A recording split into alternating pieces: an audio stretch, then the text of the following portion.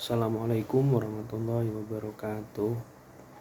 Alhamdulillah rabbil alamin wa bihi nasta'in ala umuri dunya din. Shalatu wassalamu ala asrofil anbiya wal mursalin sayyidina wa maulana Muhammadin wa ala alihi wa sahbihi wa barik wa sallim ajma'in, amma ba'du. Subhanaka la ilma lana illa ma 'allamtana innaka antal alimul hakim. Rabbi shrah li sadri wa yassir li amri wahlul 'uqdatam min lisani yafqahu qawli, amma ba'du. Baik, alhamdulillah. Di sini saya Muhammad Khairul Humam selaku mahasiswa Ilmu Al-Qur'an dan Tafsir, yang mana di sini saya akan menjelaskan materi yang membahas tentang Rasm Utsmani dan juga kaidah-kaidahnya beserta contohnya, kemudian membahas tentang sejarah titik dan harokat dalam penulisan Al-Quran, dan juga membahas tentang sejarah standarisasi Al-Quran atau mushaf Al-Quran di Indonesia, dan kemudian membahas tentang macam-macam khot. Baik, izinkan saya yang sedikit meng-share pengetahuan dan juga keilmuan saya, karena tentunya dalam bangku akademik pasti saya ingin sedikit memberikan apa yang saya dapatkan dari pengetahuan ilmu akademik. Baik, langsung saja masuki pembahasan yang pertama, yaitu membahas tentang penjelasan Rasm Utsmani beserta kaidah dan contohnya.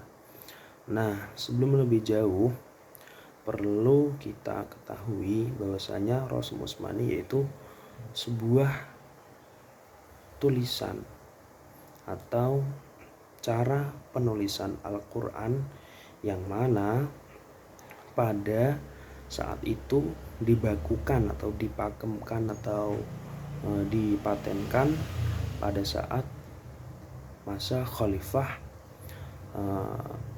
Utsman bin Affan.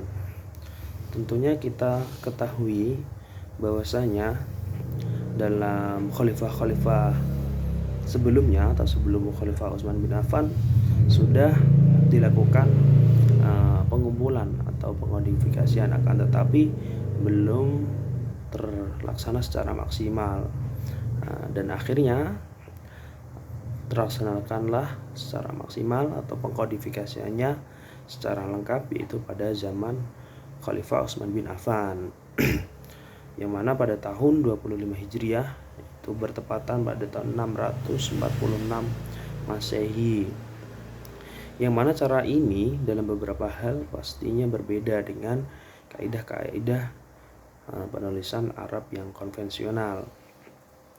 Tulisan Al-Quran itu sendiri merupakan sebuah disiplin ilmu atau bagian dari disiplin ilmu yang berbeda dengan Al-Quran dalam qiraat. Oleh karena itu riwayat penulisannya pun juga tidak ditinggal, tetapi masih terjaga. Di antaranya ada dua ulama yang terkenal, yaitu Imam Ad-Dani dan juga Imam Abu Dawud. Dan ada juga nama-nama ulama penting beserta karyanya, yaitu ada Ibnu Abu Dawud yang mana menulis Al-Masahif Al-Mahdawi, dan Imam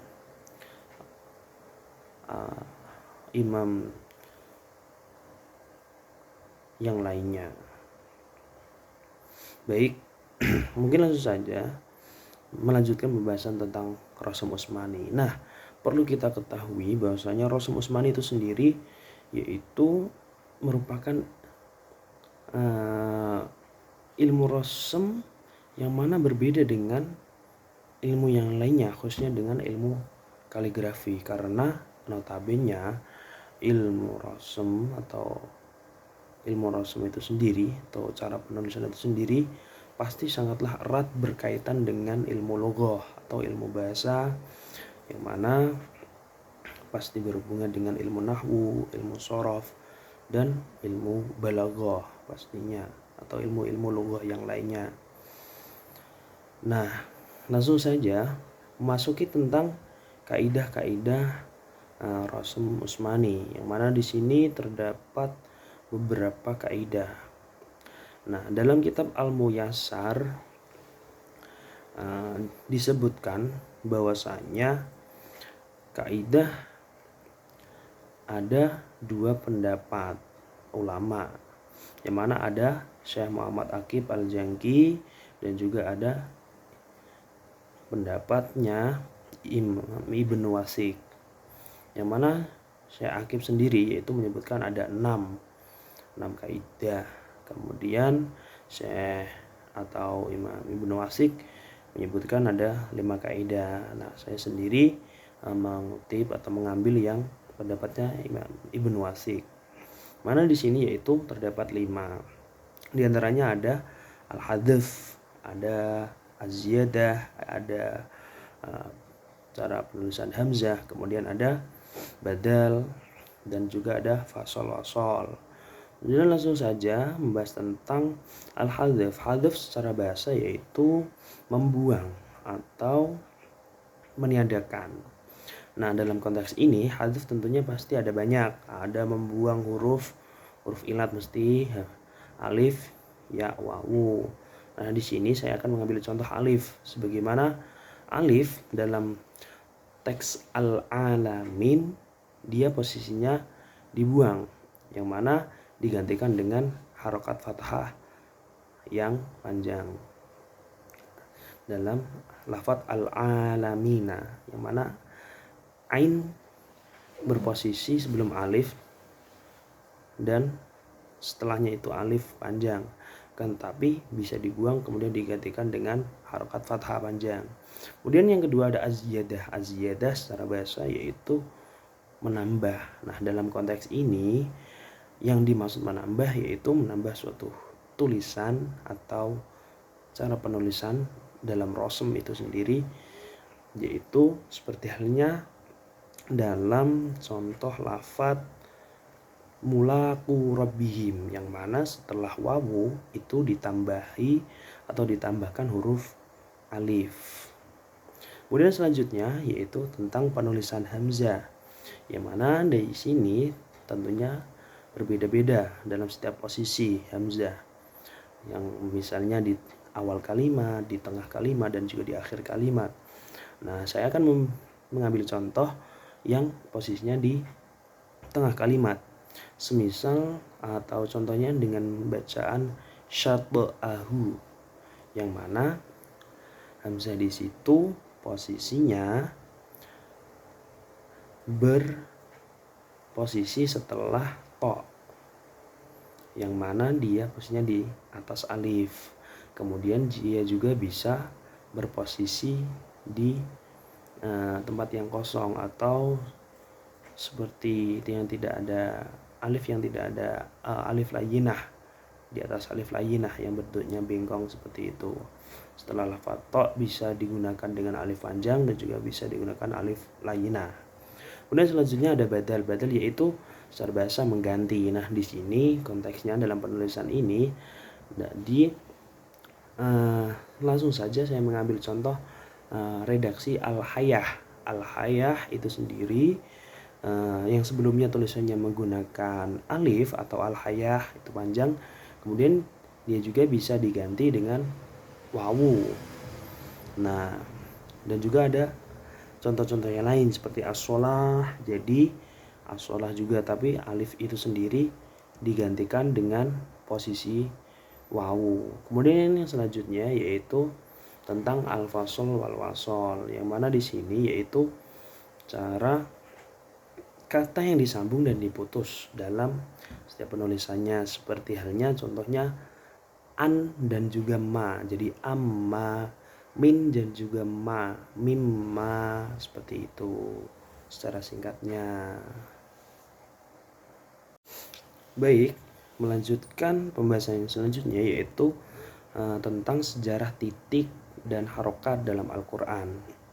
Nah, pemberian titik dan harokat pada Al-Quran itu merupakan suatu perkembangan, yang mana Perkembangan tersebut itu mempunyai nilai yang sangatlah penting dalam penulisan mushaf Al-Quran, yang mana bertujuan untuk memudahkan pembacaan dan juga pemahaman.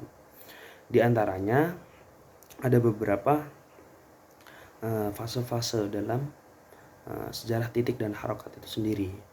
Pada masa awalnya penulisan Al-Quran itu pada masa Nabi Muhammad SAW dan para sahabat, yang mana dalam hal tersebut atau konteks zaman tersebut, Nabi ketika setelah mendapatkan wahyu, kemudian beliau mengajak sebagian para sahabat, kemudian para sahabat mendengarkannya, kemudian mereka menulisnya. Nah, pada zaman tersebut penggunaan huruf Arab yang sangat sederhana membuat pembacaan menjadi sulit. Misalnya tidak ada harokatnya, tidak ada titiknya, dan terutama bagi orang-orang yang ajam atau orang-orang yang selain orang Arab itu sangatlah sulit. Karena pada zaman tersebut banyak sekali sahabat-sahabat yang menghafal Al-Quran, dan perlu kita ketahui juga bahwasanya orang-orang Arab itu sangatlah kuat hafalannya, maka menjadi ciri khas mereka. Akan tetapi pasti kita juga akan memperhatikan orang-orang yang non-Arab juga atau orang-orang ajam.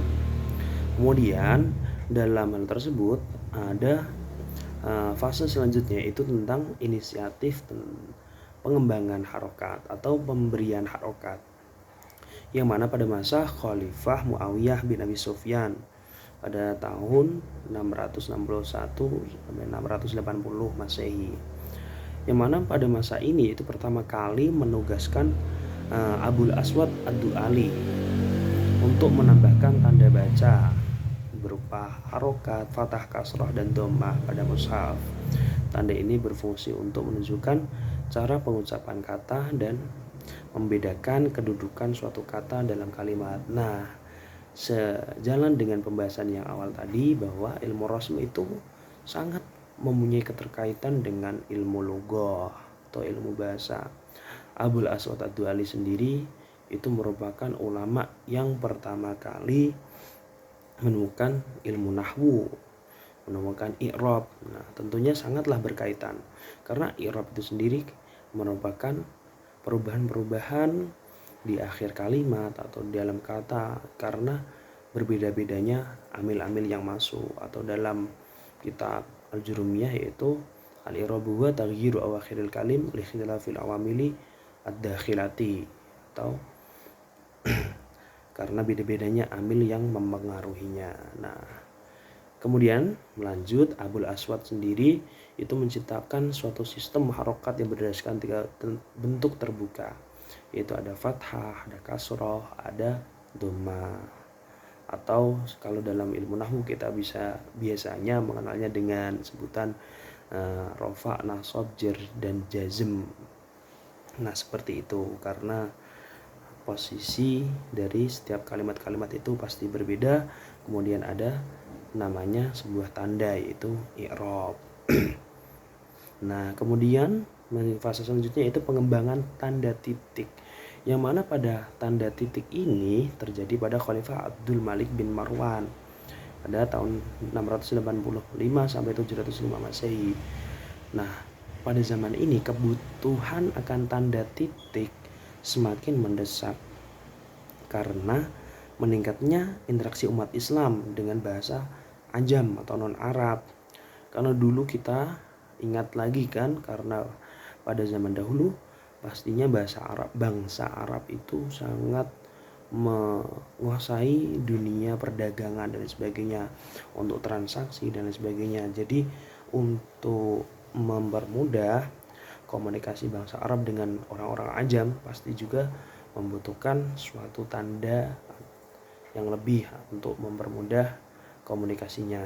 Kemudian untuk mengatasi kesalahan pembacaan, Khalifah bin Abdul Malik menugaskan Al-Hajjaj bin Yusuf dan temannya untuk memberikan tanda titik sebagai pembeda di antara huruf-huruf yang mirip seperti halnya dal, zal, ro, za, dan juga sodot dan tokdo seperti itu. Kemudian Nasr bin Asim dan Yahya bin Ya'mar adalah dua tokoh yang ditugaskan oleh Khalifah Abdul Malik bin Marwan dalam menerapkan titik tersebut. Kemudian dalam perkembangan selanjutnya yaitu pada masa Khalil bin Ahmad Al-Farahidi, itu wafat pada tahun 789 Masehi. Nah, dalam masa ini Khalil bin Ahmad Al-Farahidi memperkenalkan lebih lanjut dengan menambahkan lebih banyak tanda baca, yang mana tanda baca itu dapat mengorganisir menjadi dua kategori harokat, yaitu ada harokat yaitu tanda baca dan nuktoh atau titik. Dan dia menetapkan bentuk-bentuk harokat yang kita kenal sampai sekarang, seperti halnya fathah diposisikan di atas huruf yang bentuknya seperti alif kayak gitu. Kemudian ada kasroh yang posisinya di bawah huruf, dan dhammah yaitu manifestasi dari huruf wawu dan lain sebagainya. Seiring berjalannya waktu, variasi tersebut berkembang dan juga titik mulai digunakan di berbagai wilayah dan memudahkan pembacaan. Nah, kemudian pembahasan selanjutnya itu tentang sejarah standarisasi Mushaf Al-Quran di Indonesia. Standarisasi Mushaf Al-Quran di Indonesia merupakan suatu langkah yang sangatlah penting dalam menjaga keseragaman dan keakuratan bacaan Al-Quran di kalangan umat Islam di Indonesia. Proses ini dimulai pada pertengahan abad ke-20, yang mana melibatkan berbagai kalangan ulama. Nah, sebelum adanya standarisasi, umat Islam di Indonesia itu cenderung mempunyai bacaan banyak atau membaca Al-Quran dengan sumber yang banyak. Berbagai sumbernya diantaranya ada yang dari Turki, Jazirah Arab, Afrika, dan India. Karena mushaf-mushaf tersebut berasal dari daerah tersebut. Jadi bisa menjadikan bacaan yang beda-beda. Hal ini menyebabkan adanya perbedaan pembacaan dan juga penulisannya maupun harokatnya. Jadi pada awal standarisasi pada tahun 1957 LPMQ didirikan untuk mulai membahas perlunya standarisasi mushaf. 3 tahun kemudian Kementerian Agama menerbitkan mushaf yang belum sepenuhnya berstandar. Namun pada tahun 1970-an atau lebih tepatnya 1974, para ulama mulai mengadakan muker musyawarah kerja untuk merumuskan pedoman penulisan mushaf.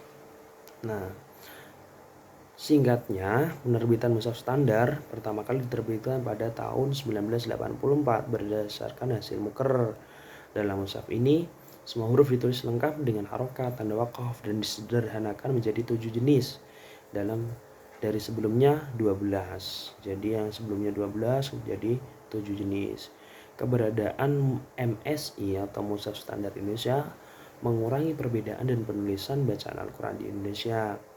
Nah, perkembangan selanjutnya, sejak penerbitan MSI, beberapa penyempurnaan dilakukan, termasuk edisi pada tahun 2018 diperbarui lagi pada tahun 2019 diperbarui lagi. LPMQ terus berperan dan mengawasi dan memberikan tanda untuk pentasahihan untuk setiap mushaf yang diterbitkan di Indonesia.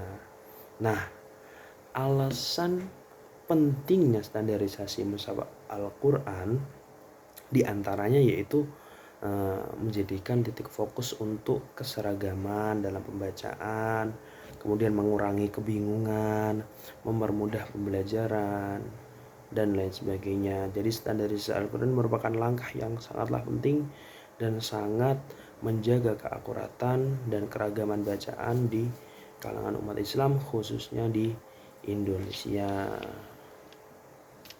Baik, Mungkin melanjutkan materi yang selanjutnya, yaitu membahas tentang macam-macam khot. Perlu kita ketahui bahwasanya khot itu sendiri yaitu sebuah kaligrafi atau seni dalam sebuah menulis.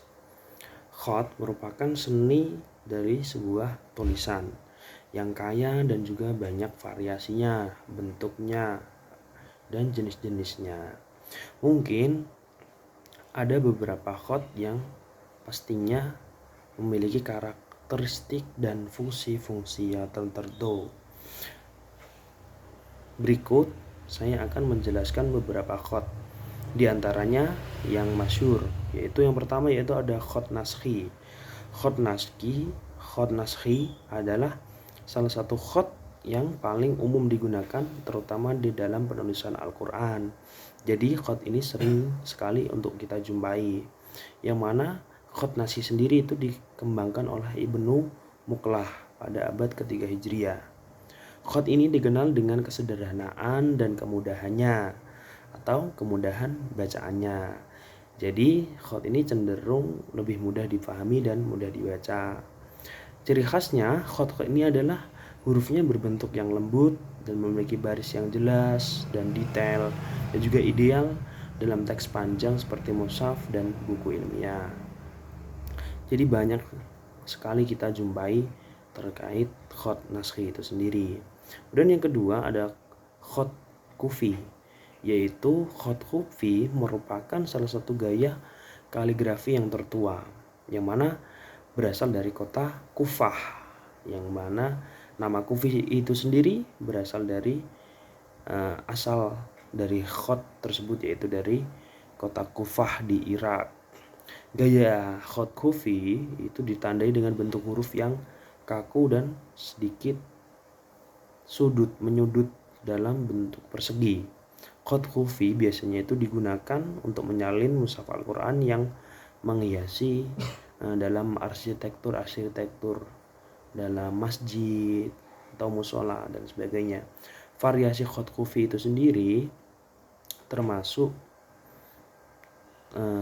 ada macam-macam.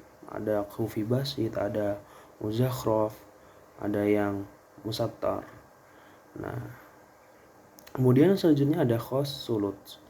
Khot sulus itu sendiri dikenal karena keindahannya dan kompleksitasnya, yang mana khot sulus ini dikembangkan pada awal abad keempat Hijriah, yang mana khot ini sering digunakan untuk bentuk dekorasi, terutama dalam hiasan dinding-dinding masjid. Ciri khasnya khot sulus itu huruf-hurufnya berbentuk lembut dan elemennya itu berbentuk elemen dekoratif yang tinggi meskipun sangat sulit dipelajari. Kemudian selanjutnya ada khot diwani. Khot diwani adalah khot yang mana dikembangkan pada era Kesultanan Utsmaniyah.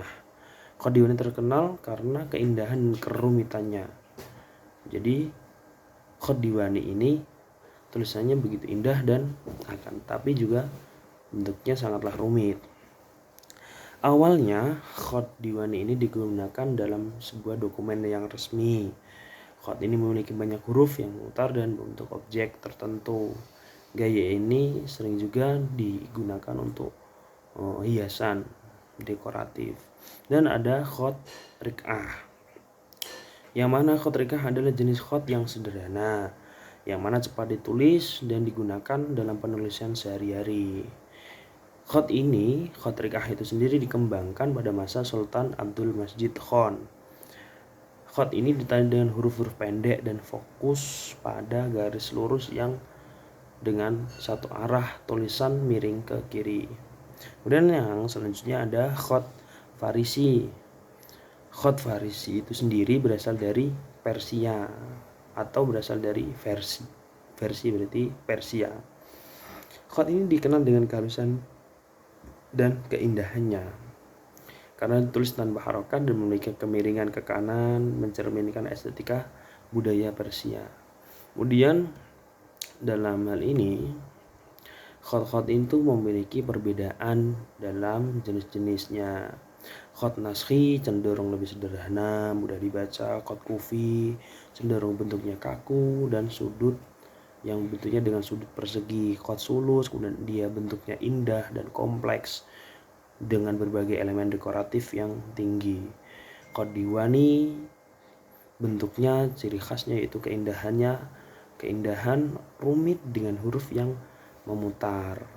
Khat riq'ah bentuknya sederhana dan cepat ditulis. Khat farisi halus dan elegan bentuknya. Kemudian dalam fungsinya khat naskhi itu sendiri, yang pertama khat naskhi fungsinya biasanya digunakan dalam penulisan Al-Quran atau di buku-buku ilmiah. Khat kufi biasanya penulisannya digunakan untuk menyalin mushaf atau dekorasi masjid. Kemudian dalam khat sulus fungsinya digunakan untuk hiasan-hiasan dinding. Khat diwani digunakan untuk dokumen resmi. Dan khat riq'ah digunakan untuk penulisan sehari-hari. Khat farisi digunakan untuk sebuah puisi atau karya-karya tulis, karena ya identiknya orang Persia suka untuk berpuisi dan membuat karya tulis. Mungkin itu saja yang bisa dapat saya sampaikan. Kurang lebihnya saya mohon maaf, karena dengan sedikit ilmu yang bisa saya sampaikan, yang saya dapatkan, semoga bisa bermanfaat. Demikian, Assalamualaikum warahmatullahi wabarakatuh.